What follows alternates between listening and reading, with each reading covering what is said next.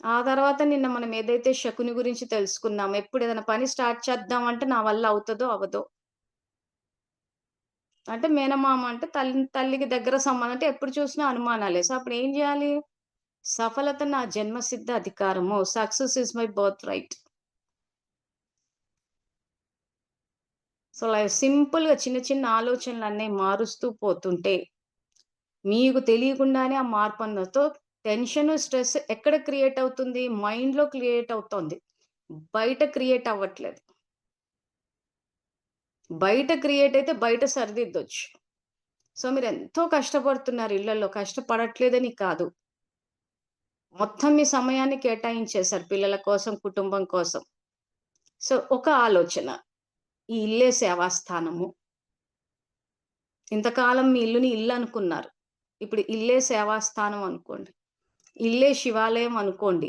So, నేను నా కుటుంబ సభ్యులకు సేవ చేస్తున్నాను. సేవ అంటే ఇవ్వడం. అని ఈ ఆలోచనలు మార్చి చూడండి. మీకు తెలియకుండానే మీకు ఆ ఉత్సాహం అన్నదొస్తుంది. అలసట అన్నది పోతుంది. మీ ఆరోగ్యం బాగవుతుంది.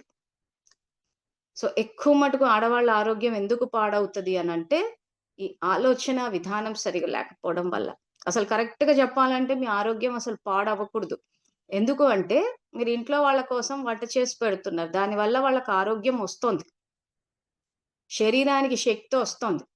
సో, కర్మ ఫిలాసఫీ నిన్న మనం ఏం తెలుసుకున్నాము? ఏ బీజాన్ని నాటితే ఆ ఫలం వస్తుంది. ఒక బీజాన్ని నాటితే ఎన్నో ఫలాలొస్తది. ఇప్పుడు నాటితే కొంత కాలానికొస్తది. సో, మీ కుటుంబ సభ్యులకు మీరు ఆరోగ్యం రావాలి అని చెప్పేసి, మీరు వంట చేసి పెట్టినప్పుడు వాళ్ళకి ఆరోగ్యం వస్తుంది. ఆహారం వల్ల శక్తొస్తుంది. మరది తిరిగి మీకే రావాలి గదా! కర్మ ఫిలాసఫీ రాయడమే ఆ రకంగా రాసాడు భగవంతుడు. సో, మీరు చేసినప్పుడు, మీ ఇంట్లో వాళ్ళకి ఆరోగ్యం వచ్చినప్పుడు, ఆరోగ్యమంతా తిరిగి మీకు రావాలి.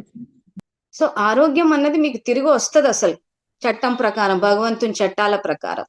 కానీ ఎందుకు అది మీకు అనుభవంలోకి రావట్లేదు అంటే, మీరు చేసే ఆలోచనల వల్ల.